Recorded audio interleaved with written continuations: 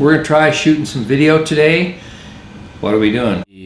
I'm gonna tell you one more story about the Metolius, and this is about the day I met Lee Clark of the famous Clark Stone. And I'll be tying a Clark Stone in the background. Thanks. Thank you for joining me.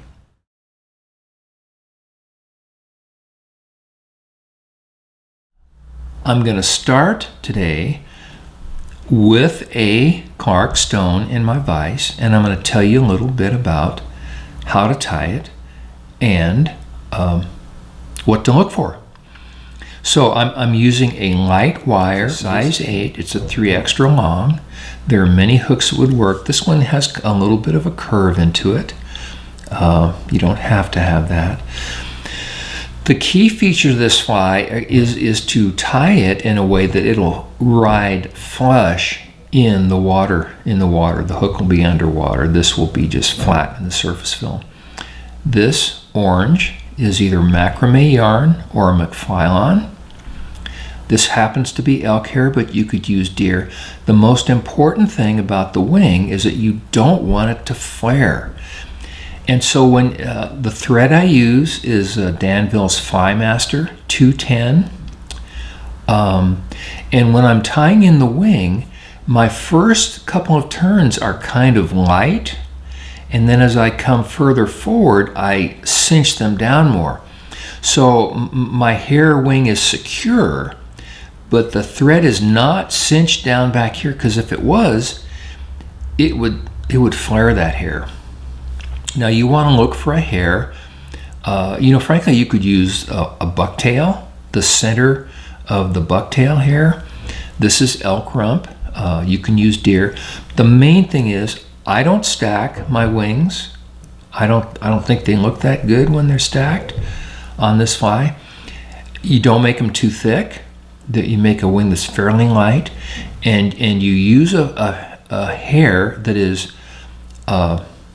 it will float the fly, but it won't flare. And part of the not flaring, I know I'm bumbling my words, part of the fact that this hair isn't flared is the properties of the hair itself.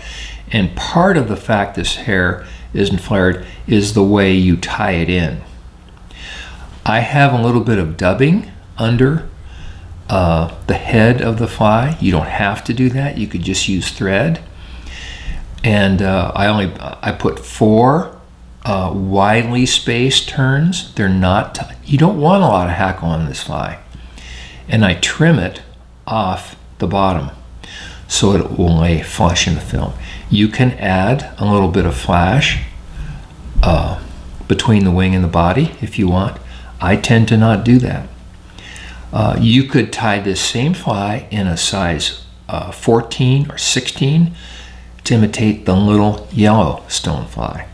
You could do the same thing in a 14 to imitate the olive stonefly. It's a very effective pattern. I'm going to tell you about the day I met Lee Clark. Thank you for joining me. Welcome. This is going to be fun. I'm not going to talk about tying this fly. I've already covered the Clark Stone. I'm going to tell you the story about the day I met Lee Clark. Very famous guy. He invented, who knows what it means to invent a fly pattern anymore. But Lee popularized a pattern called the Clark Stone. So this was back in the 60s, I'm pretty sure. Let's just say it was. And I was fishing. No, but you know what? Oh, I take it back. It was probably during the 70s.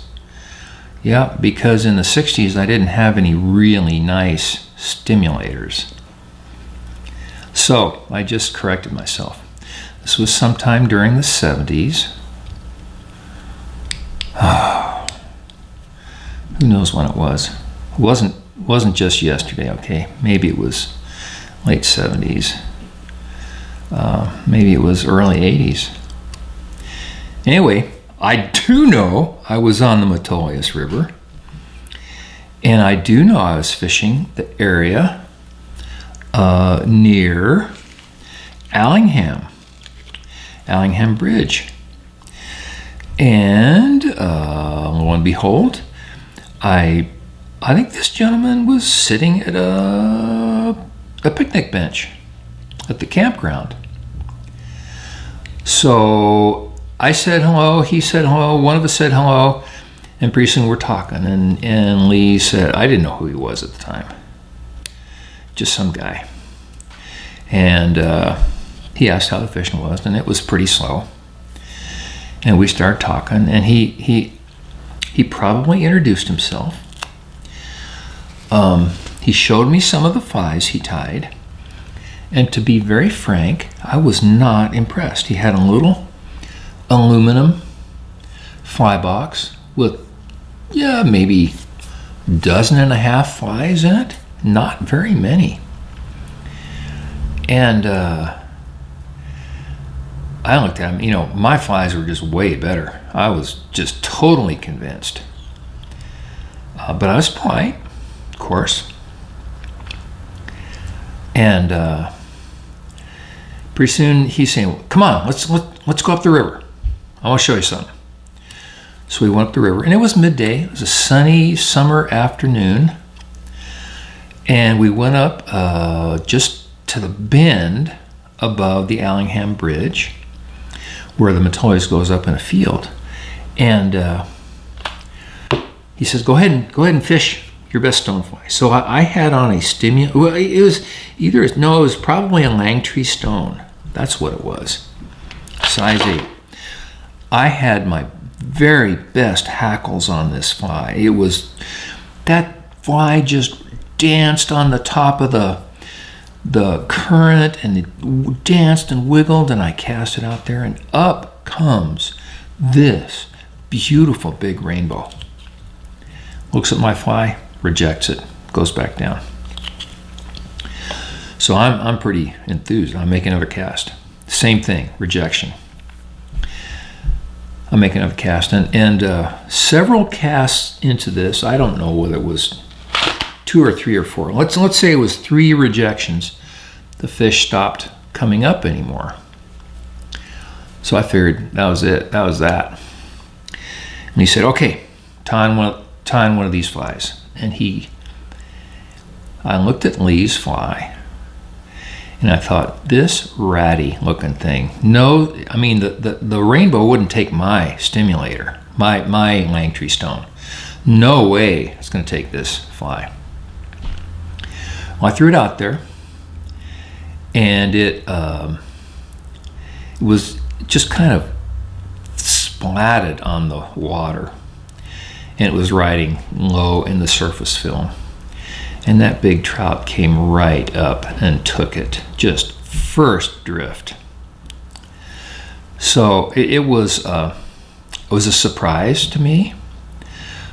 Lee was very gracious. I felt embarrassed for having judged his fly inferior to mine. The fact is that his fly had the properties the trout were interested in at the time. They didn't want a high riding fly. They wanted a fly that was low in the water and looked like a just flat, maybe a dead golden stone. And so that was one of many instances where I've learned to not be so smug about my tying abilities or my flies, because the real test is how your flies perform on the water. Thank you, Lee. Thank you for introducing me to the Clark stone, and many days of good fishing I had after that, thanks to you. I hope you had fun with this little story, and thank you for joining me. Okay, Gracie. Yeah.